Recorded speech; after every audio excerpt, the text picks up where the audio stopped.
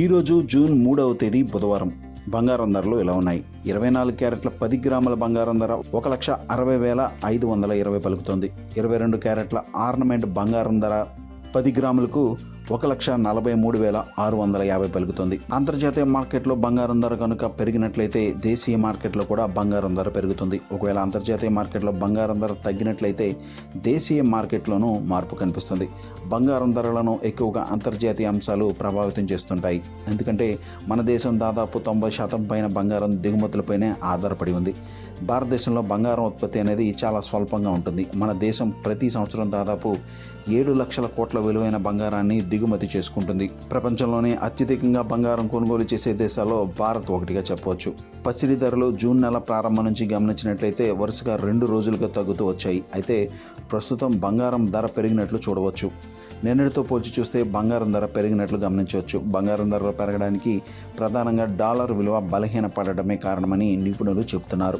ఈ రెండింటికి మధ్య ఒక అవినాభావ సంబంధం ఉంది. బంగారం ధరలు ఎక్కువగా హెచ్చుతగ్గులకు లోనవ్వడానికి ప్రధాన కారణం ప్రస్తుతం జరుగుతున్నటువంటి ఇరాన్ అమెరికా యుద్ధమే అని చెప్పవచ్చు. ఈ యుద్ధం వల్ల ప్రపంచవ్యాప్తంగా చమురు సరఫరాలపైన తీవ్ర నిర్బంధం కొనసాగుతోంది.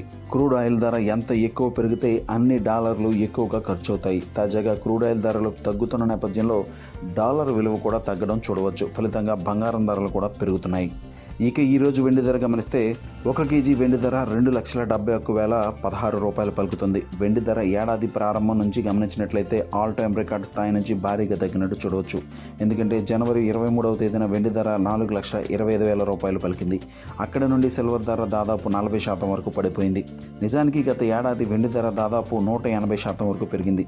గడిచిన 2 సంవత్సరాల్లో గమనించినట్లయితే వెండి ధరలు ప్రపంచవ్యాప్తంగా భారీగా పెరిగాయి. దీనికి ప్రధాన కారణం ఇండస్ట్రియల్ డిమాండ్ పెరగడమే అని చెప్పవచ్చు. ఎక్కువగా పారిశ్రామిక వర్గాలు వెండిని కొనుగోలు చేసేందుకు ఆసక్తి చూపిస్తున్నాయి. ఈ కారణంగానే వెండి ధర భారీగా పెరుగుతుంది. విలువైన లోహం కావడంతో బంగారం పెరిగినప్పుడు కూడా సురక్షిత పెట్టుబడిగా ఇన్వెస్టర్లు వెండిలో పెద్ద మొత్తంలో పెట్టుబడులు పెడుతున్నారు. ఈ కారణంగా కూడా వెండిలో అసాధారణమైన పెరుగుదల కనిపిస్తోందని చెప్పవచ్చు. అందుకే వెండి ధర ఇన్వెస్టర్లు ప్రాఫిట్ బుకింగ్ చేసుకున్నప్పుడు విపరీతంగా పడిపోతుంది.